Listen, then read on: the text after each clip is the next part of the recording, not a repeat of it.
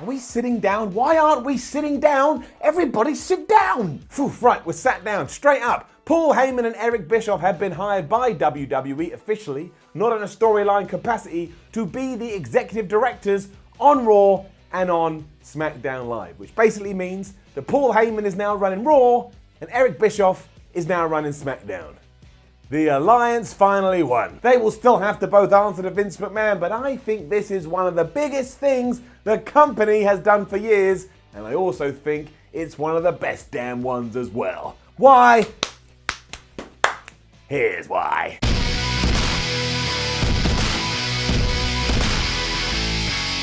The details for those who need them aside from the obvious. This does mean that at the top of the pyramid, at the top of the chain, on both Raw and SmackDown respectively, are Paul Heyman and Eric Bischoff, with the only other person they have to respond to being Vince McMahon. Now this is so crazy and so unexpected. It's one of those situations where if I had told you this was going to happen even a week ago, you would have gone out there and you would have found a pipe and you would have slammed it into my jaw. It means you have anger issues, but I also would have understand. Say understand, I mean understood. I'm just very excited. This apparently isn't completely out of the blue either, and WWE did approach both guys and not the other way around. When it comes to Paul Heyman, for example, WWE had offered him something similar around the same time when they brought Bruce Pritchard back, but then Heyman wasn't into it. So what's changed now? I don't know, but that's when I think you should realize, this may actually be pretty good. If you know anything about Uncle Paul's relationship with the WWE, it's that he doesn't take anything lying down,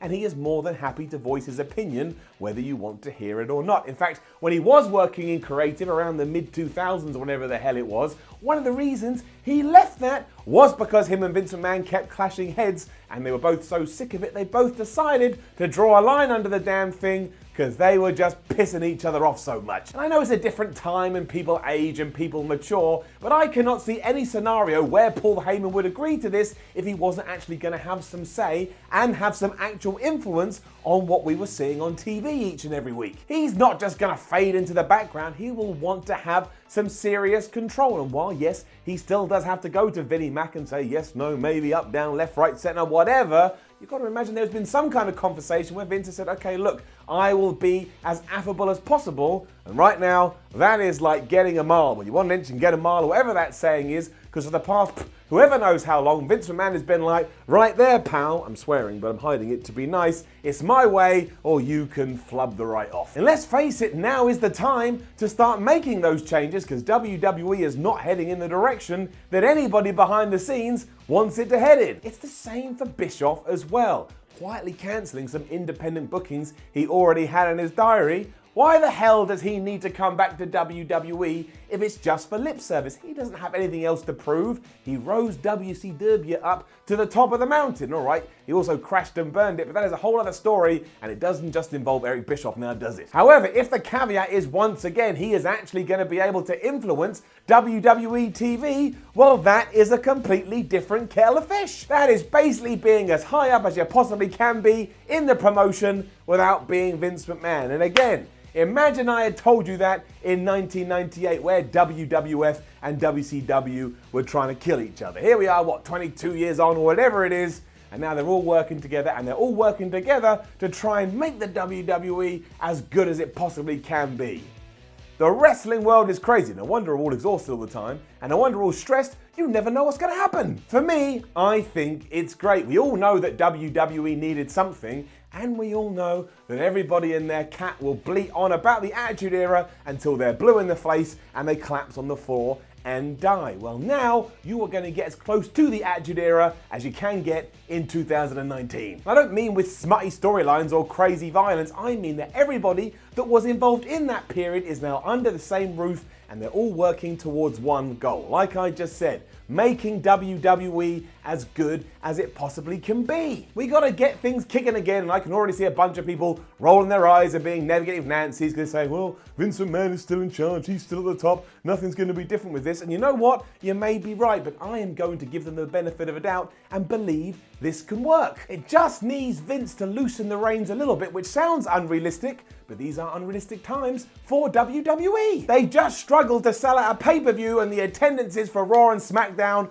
were utter garbage. I don't know about you, but that sounds like some people's asses are against the wall, and when your ass is against the wall, you better take that ass and get it off the wall, otherwise you are absolutely doomed. So move your ass, people, and get Eric Bischoff and Paul Heyman in now. One of the big questions is why nobody turned to Triple H. I mean, he's already a proven commodity. He already exists within that bubble, and just look what he's done with NXT. NXT is one of the best wrestling promotions on the entire planet. But actually, when you take a step back and think about it, I think it ties into how Triple H, how Hunter sees NXT. It's like his baby, right? It's like his firstborn. And he probably right now doesn't want to take his firstborn and chuck it into the river just because he may be allowed to run wild on Raw or SmackDown, because he's going to get that opportunity in the future anyway. No matter what happens now, all of that is going to be the games down the line. So really, this is what's best for all parties. He can keep making NXT the thing that we all love, and hopefully Paul Heyman and Eric Bischoff can take some of that and paste it over Raw and SmackDown. Look, I turned into Shinsuke Nakamura. So yes, the key really is how much say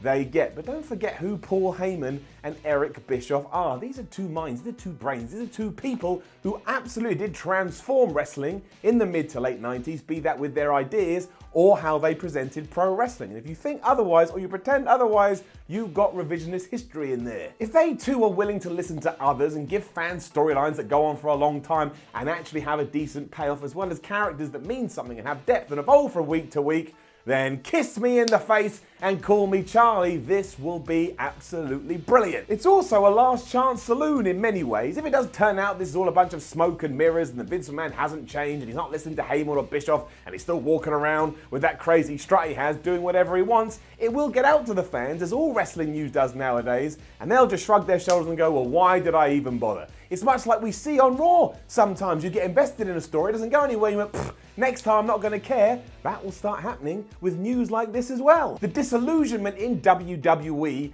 will get even worse. And it's different if it's Paul or Eric's fault. Then you can just point the finger of blame at them and go, I guess time passed them by, and I guess this wasn't the right call. But that's fine, that's trying something different. And as I've said 1,000 times before, I am all about WWE trying different things, and if they don't work and they fail, I give you props for giving it a go to begin with, especially something as big as this. But there's nothing to suggest that Heyman and Bischoff can't have a positive impact on the product, and also there is a huge difference in having a sinking ship and letting it go down, and having a sinking ship and realize, oh, there's a big hole there, I better stick it with something. Let's hope that's what this is, and Vince McMahon has finally agreed to stick it. Let's just see what they can bring to the table and take it from there. And don't pretend you ain't pumped. Don't pretend that not even the slight part of you is like, oh, I want to see what's going to happen here. And don't worry that we're so focused on the past either. Everything's the past right now. Look at the damn cinema. What's in the cinema right now? Aladdin, Men in Black, Child's Play, Toy Story. We're already there. So we may as well go whole hog with the wrestling world and just transport ourselves back to a time that in our brains we all loved and used to dance around going, woohoo, Attitude Era.